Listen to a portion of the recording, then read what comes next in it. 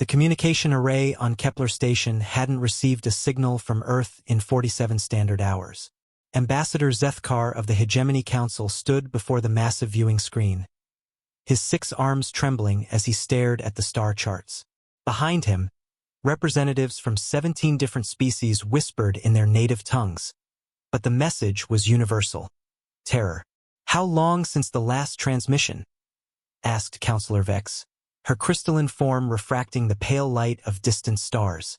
47 hours, 12 minutes, replied the station's AI in its sterile, mechanical voice. Last recorded message was standard diplomatic correspondence regarding trade negotiations with the Andorian collective. Zethkar's primary eyes narrowed. In the 300 years since humanity had joined the galactic community, Earth had never gone silent. Not once. Even during their most brutal internal conflicts, even during natural disasters that claimed millions, the humans had maintained constant communication with the galaxy. They were relentless in their chatter, their curiosity, their endless questions about everything and everyone. The silence was unnatural. "Wrong. Send another probe," Zethkar commanded. "Sir," the communications officer hesitated, "this will be the 15th probe we've sent. None have returned data." Fleet Admiral Korvax, a towering reptilian from the Outer Rim, slammed his clawed fist on the council table. "Enough of this cowardice. We must investigate directly. If something has happened to the humans..." "If something has happened to the humans," Zethkar interrupted, his voice barely above a whisper, "then we may already be dead." The chamber fell silent. Every species present knew the stories. They had all heard the legends that the humans themselves dismissed as mere history. The Great Purge of Proxima.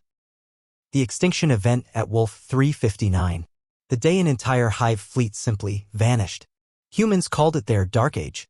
They spoke of it with shame, claiming they had been primitive, warlike, too quick to violence. They had spent centuries trying to make amends, becoming the galaxy's mediators, peacekeepers, the species that others turned to when diplomacy failed. But the older species remembered. They remembered what humans were capable of when pushed too far. "The Devourers," whispered Counselor Myra, her insectoid mandibles clicking nervously. The reports from the outer systems, entire colonies stripped bare, consumed. What if they reached Earth? Zethkar's blood ran cold. The Devourer fleet had been systematically destroying everything in its path for months, an unstoppable force of biomechanical nightmares that consumed entire worlds. Every species had lost colonies, fleets, billions of lives. The hegemony's greatest minds had calculated that nothing could stop them. They were too many, too adaptive, too hungry. But if they had reached Earth? "Sir," the communications officer's voice cracked with excitement. "We're receiving a transmission." The main screen flickered to life, showing a human face. Commander Sarah Chin of the Terran Defense Force, her uniform torn, her face streaked with ash and something darker. Behind her, fires burned against a night sky. "This is Earth Command to all listening stations," she said, her voice steady despite the chaos visible behind her. "We have successfully eliminated the Devourer threat. Repeat, the Devourer fleet has been neutralized." Zethkar's 6 hearts stopped beating simultaneously. "Eliminated? Commander, please clarify." "We're sorry for the communication blackout," Chin continued, seemingly unaware of the transmission delay. "We had to redirect our resources. The Devourers adapted faster than anticipated. We were forced to implement Protocol Omega." The ambassador's legs nearly gave out. Protocol Omega was theoretical, a last resort strategy that the humans had mentioned once in passing during a military briefing. No one had taken it seriously. It was too extreme, too horrific to contemplate. "The cleanup will take several weeks," Chen said, her expression grim.